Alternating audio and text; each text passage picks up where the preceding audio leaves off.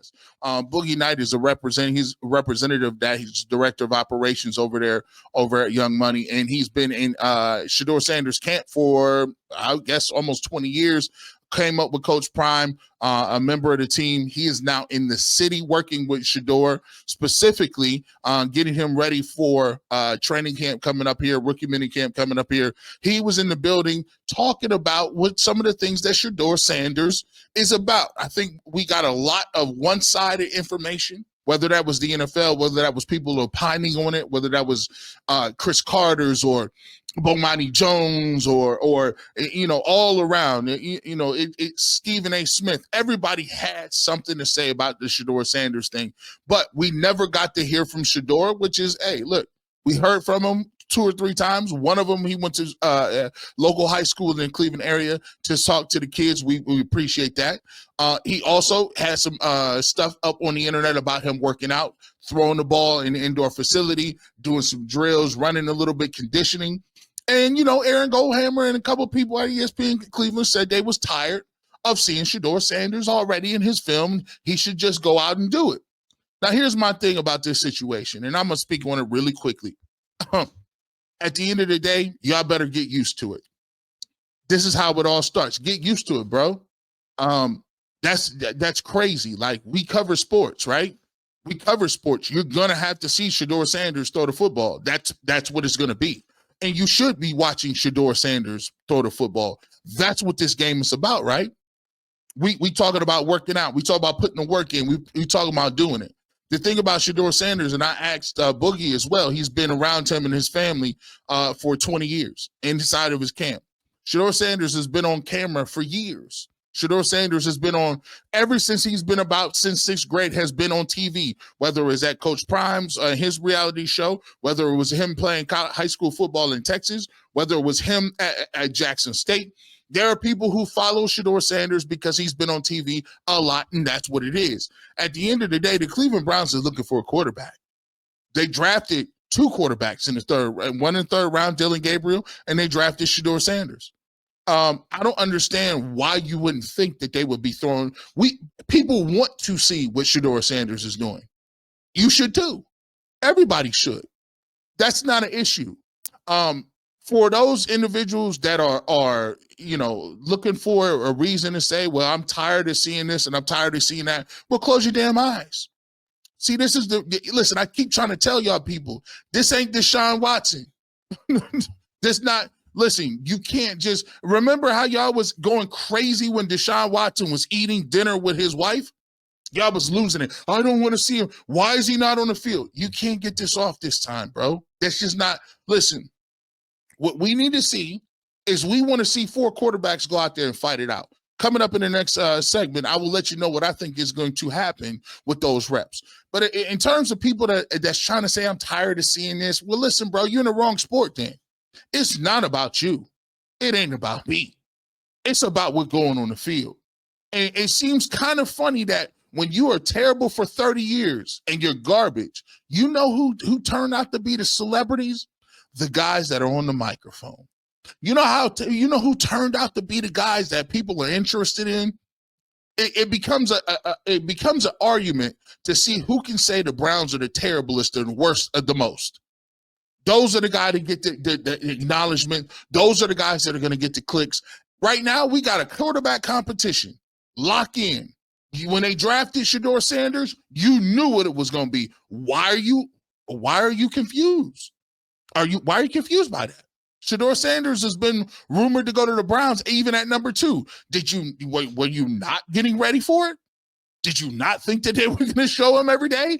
That's why it just be cap. You're not tired of seeing it. You just saying that so they could be like, what y'all doing? Y'all beefing already? Shedeur Sanders camp is already beefing. I seen that. I seen all that. Stop playing. I already know what y'all doing. Y'all not serious, man. Come on, man. But I will tell you this. We asked a little bit. We talked about Shedeur, and Boogie had a lot more to say in terms of what was his mindset, and what do you think is going to be going forward? For those who say that he has to be humbled in order for him to play at his best, right? They say it's a great position because he got drafted in the 5th round. You know, it humbled him, showed him that like he's not in charge of everything. Like, is that something that has ever been that has been crossed, or you guys ever conversated on about the fact that people think that he needed to be knocked down a little bit in order to get the best out of Shedeur? Yeah, we've had them conversations, and he just always say, man, people are entitled to their own opinion. That's his thing. People are entitled to feel how they feel. But for me, and speaking for him, he say, but for me, I don't need that to go out and do what I know I'm born to do. Because for him, and I always tell people this also, be careful what you ask for when you're dealing with a guy like that. Because when you got certain guys that operate a certain way, you don't want to take certain things from them that makes them special. And for him, it's a certain level. It's like, don't take a Bugatti and turn it into a Honda. You know what I'm saying? Like, it's not going to drive the same. I like that. Let me get you. Let me see. I like that. You know what I like most about that is, and I keep trying to tell people, be who you are.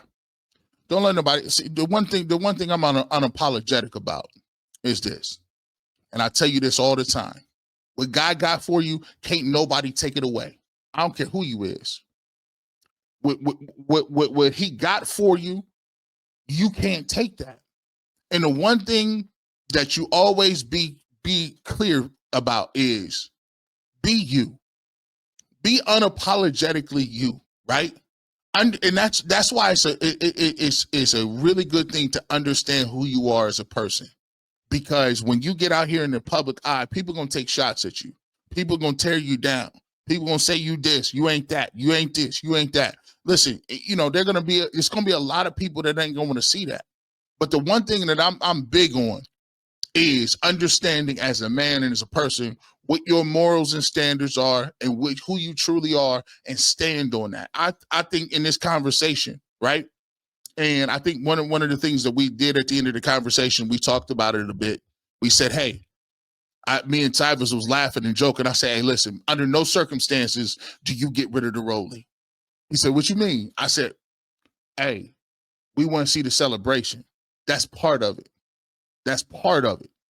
Like to a certain extent, you know, at the end of all of the people that we talked about, at the end, when we saw guys on the field, that people that we expected things from, like Baker Mayfield, he was a shell of who he was in terms of before when he got here. That he had been beat up by the media so much, beat up, stripped down so much that he was a different person.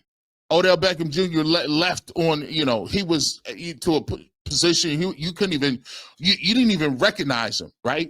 It was just story after story after story. The Deshaun Watson thing was crazy. He left on a cart crying because he got booed in his own stadium. Tim Couch left here battered and bruised. Like Charlie Fry got cut after 3 games. We got a way in this city of really, like Nick Chubb. Nick Chubb left out of here not on the up and up. You know what I'm saying? Like people still want Nick Chubb to come back, right?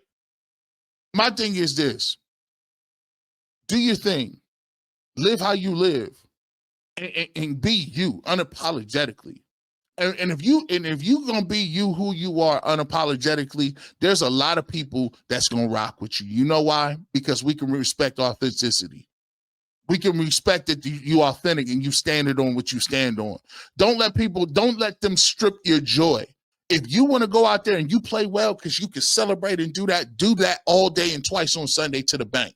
You know what he said? You know, Boogie said, hey, you know, he actually did ask me. He's like, what do you think? Should we do the celebration anymore? And I said, don't you tell him. You go back and tell him, no, we ain't accepting nothing else but the celebration, because that's who you are. That's what got you here. That's what got you here. There's a lot of people out here that change up the way they want to change up. Have you ever seen a person that's different every time you see them? Every time you see them, they're a different person. They get around another group of people, they're a different person. Listen, man, you don't have to conform to be special. Be special, and he said it right. Whatever makes you get to this point and made you tick that way, keep doing it, because you got here doing that. Don't let nobody change you up and then be like, oh, well, what happened to that? that swagger? What happened to that it factor? What happened to the specialness? They ain't gonna like you anyway.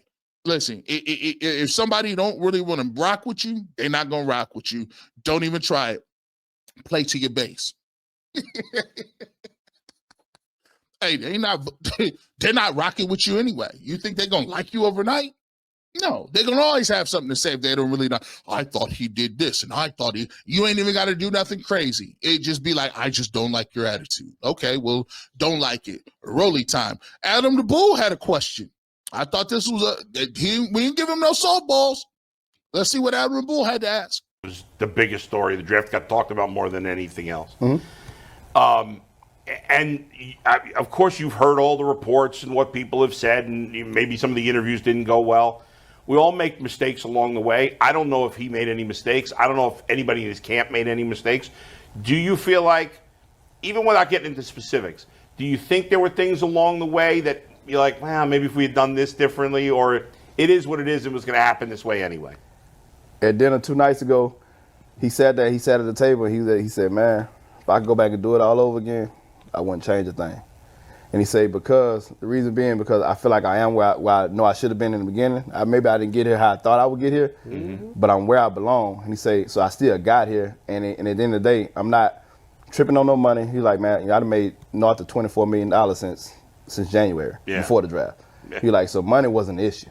Right. It was I just need the opportunity to be able to go compete. So for him, it was more so understanding that side of it, and he just never, he never wavered about none of that, man, and how he got here, or he never questioned it, never pointed the finger at anyone. It's just who he is. See, that's what I'm saying. That's what I'm saying. That's why you need perspective. That's why you need another person to come up. Sometimes you need to have some a different perspective on certain things, bro. First thing that hit me was he said, bro, I already got bread. I keep trying to tell these folks. Y'all keep cracking me up. I seen Chris Carter talk about, you lost $40 to $50 million. Man, the dude already got bread, bro. Like money ain't the root. Like the dude he was one of the first NIL kids. He was the NIL baby. He been had money. You didn't see his Gatorade commercials?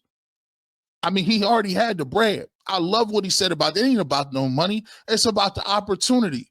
And now you got an opportunity to go out and cook. You got an opportunity where, guess what? He going to have every opportunity to go out there and throw this football and be in the same mix as the rest of the quarterbacks. And that's as a competitor, you don't want nothing else more than that.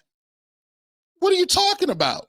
Like, man, what I'm tripping for? I told you, wherever you going to be at, wherever you find yourself, bloom. Wherever you find yourself in a place, go ahead and show out. That's the great thing about competition, and I love this this ain't corporate America. You don't just get this because your cousin was doing something. Corporate America, hey, you don't just get it. I don't care what people y'all think. What Joe Thomas talked about it the best. Coach Prime ain't out here. Coach Prime ain't out here, can't play for him. Shiloh can't play for Shedeur. This is sports, bro. You earn your keep. It don't matter how much bread you got or where you was drafted. Guess what? You got an opportunity to compete. That's the main thing. He got drafted. He in the place he's supposed to be. In his mind, he like, listen, let's go to work. And so, to me, I think a lot of the outside narrative and noise is around it. And I want to just say this too. When can we move on? Can we move on? I really don't really necessarily want to do 85 videos about Shedeur Sanders.